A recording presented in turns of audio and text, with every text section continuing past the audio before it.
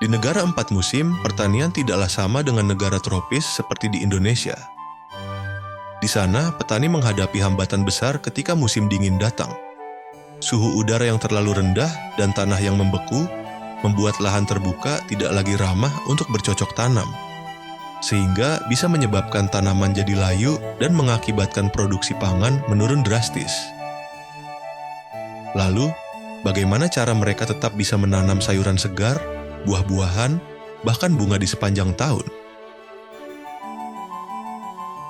Jawabannya ada pada sebuah teknologi yang sudah ratusan tahun dipakai, sebuah inovasi yang kini menjadi simbol pertanian modern, yaitu greenhouse atau rumah kaca. Tapi, siapa sebenarnya yang pertama kali memulai ide ini? Apa tujuan utamanya? Dan apakah greenhouse juga bisa menjadi solusi untuk pertanian di Indonesia?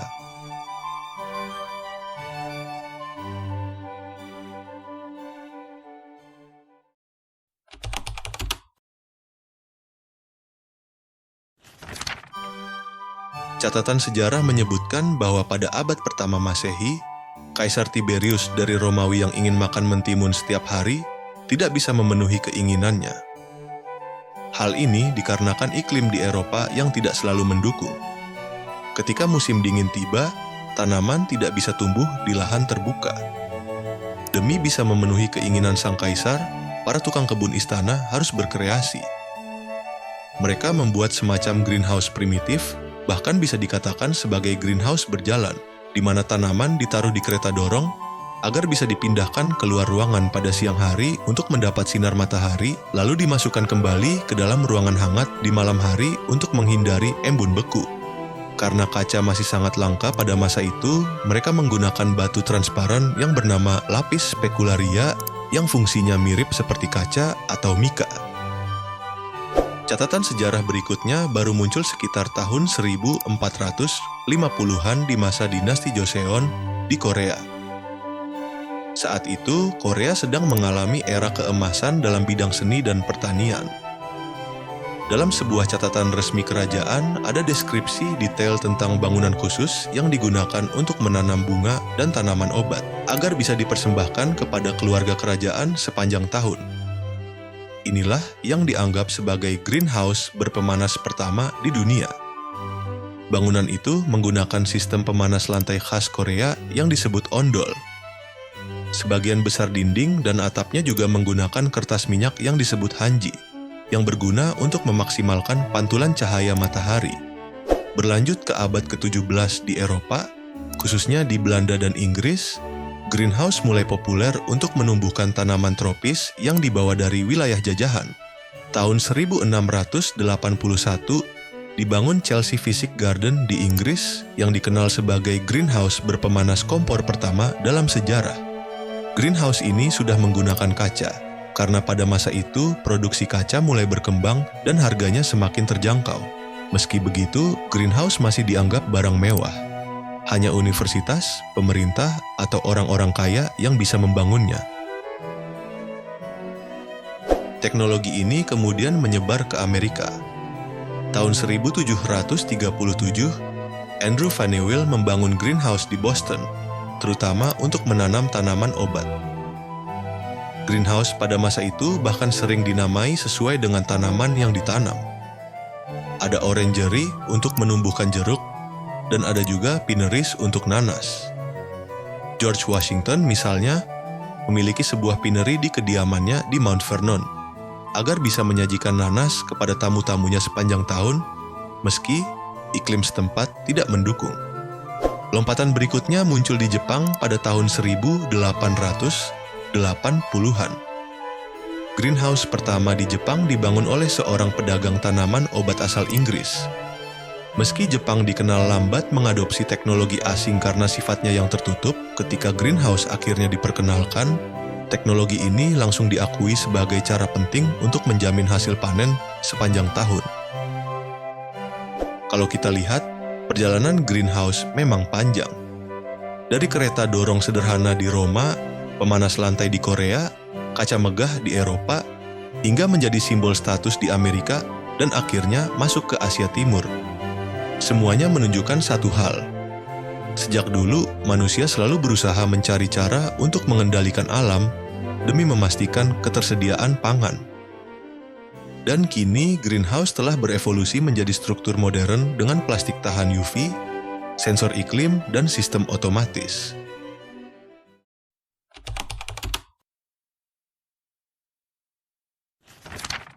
Kalau kita bicara soal greenhouse, ternyata bentuk dan jenisnya beragam sekali. Perbedaannya bisa dilihat dari bahan penutupnya, desain bangunannya, sampai sistem pengelolaannya. Pertama, dari bahan penutupnya.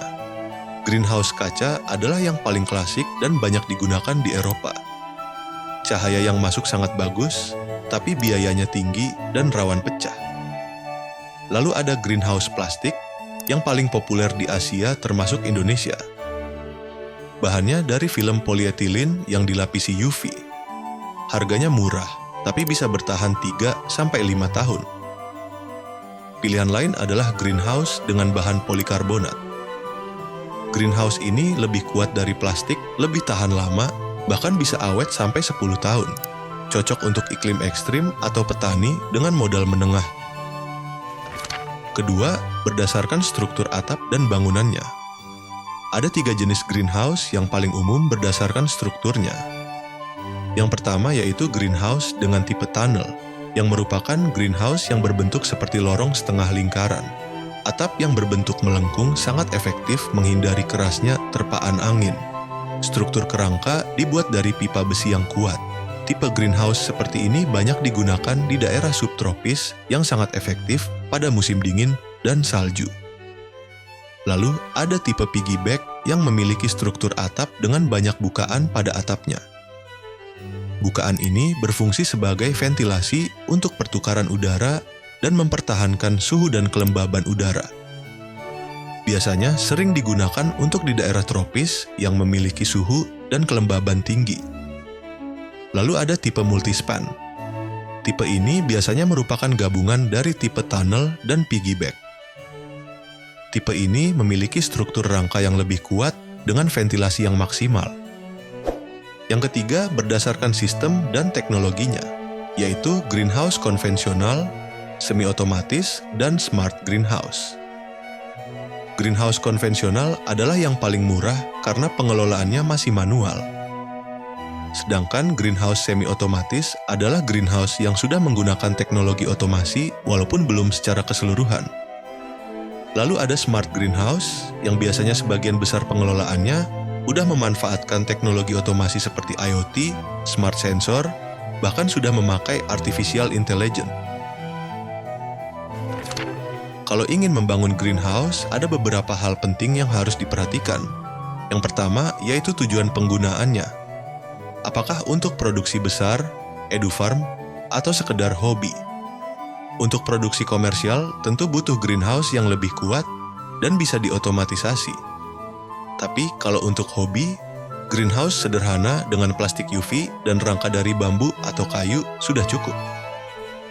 Yang kedua, yaitu jenis tanaman yang akan dibudidayakan. Tanaman tropis seperti cabai dan tomat butuh ventilasi yang lebih besar. Sedangkan tanaman subtropis seperti paprika atau selada lebih membutuhkan suhu yang stabil. Yang ketiga yaitu lokasi dan iklim. Di dataran tinggi, greenhouse dimaksudkan agar menjaga suhu tetap hangat. Sementara di dataran rendah, desainnya harus memiliki ventilasi ekstra, shading, bahkan cooling system. Arah bangunan juga perlu diperhatikan agar penetrasi cahaya bisa merata. Pemilihan bahan dan juga struktur bangunan juga akan dipengaruhi oleh kondisi lokasi dan juga iklim.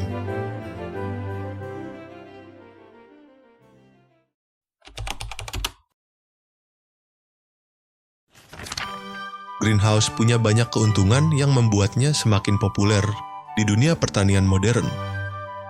Yang pertama yaitu lingkungan tumbuh yang terkontrol.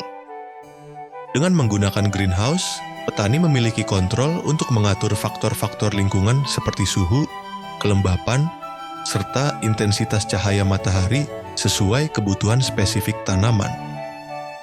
Hal ini memungkinkan petani merekayasa dan menciptakan kondisi yang optimal untuk pertumbuhan tanaman mereka. Yang kedua, yaitu peningkatan produktivitas dan kualitas. Dengan menggunakan greenhouse, memungkinkan masa tanam lebih panjang karena tanaman terlindung dari cuaca ekstrim. Hasil panen juga lebih berkualitas berkat lingkungan yang terkendali. Selain itu, produksi per meter persegi bisa lebih tinggi dibanding lahan terbuka, karena penggunaan sumber daya lebih efisien dan pertumbuhan tanaman lebih cepat. Yang ketiga, perlindungan tanaman. Dengan greenhouse yang terkontrol, tanaman tentu lebih aman dari serangan hama dan penyakit, termasuk jamur yang seringkali merusak hasil panen. Selain itu, greenhouse juga melindungi tanaman dari cuaca ekstrim, seperti hujan lebat yang bisa merusak buah atau angin kencang yang bisa merobohkan tanaman. Yang keempat, efisiensi sumber daya. Di dalam greenhouse, air bisa dihemat dengan sistem irigasi tetes yang mengurangi pemborosan secara signifikan. Selain itu, karena lingkungannya lebih terkontrol, kebutuhan pestisida kimia juga berkurang, sehingga tentu lebih ramah bagi lingkungan. Yang kelima, pelestarian lingkungan dan spesies langka. Greenhouse juga bisa menjadi tempat yang ideal untuk membudidayakan tanaman langka yang terancam punah, sekaligus menjaga keanekaragaman hayati. Selain itu, greenhouse juga bisa berfungsi sebagai pusat edukasi untuk mengenalkan praktik pertanian yang ramah lingkungan dan berkelanjutan kepada masyarakat.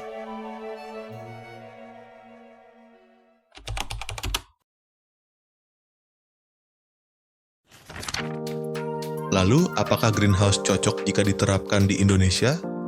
Jawabannya tentu saja sangat cocok. Indonesia adalah negara yang beriklim tropis dengan curah hujan tinggi, suhu panas, dan kelembaban yang sering tidak stabil. Kondisi ini membuat banyak tanaman mudah terserang hama, penyakit, atau rusak karena hujan deras dan angin kencang. Dengan adanya greenhouse, semua risiko itu bisa ditekan. Tanaman lebih terlindungi, pertumbuhan bisa lebih stabil, dan hasil panen lebih konsisten. Bahkan, greenhouse sudah terbukti berhasil digunakan di berbagai daerah di Indonesia. Misalnya, untuk menanam melon premium, paprika, hingga stroberi. Memang, biaya awal pembangunan greenhouse cukup tinggi. Tapi kalau dikelola dengan baik, hasil panennya bisa jauh lebih berkualitas dan bernilai tinggi. Artinya, greenhouse bisa menjadi investasi yang menjanjikan untuk pertanian Indonesia, terutama di era perubahan iklim dan kebutuhan pangan yang terus meningkat.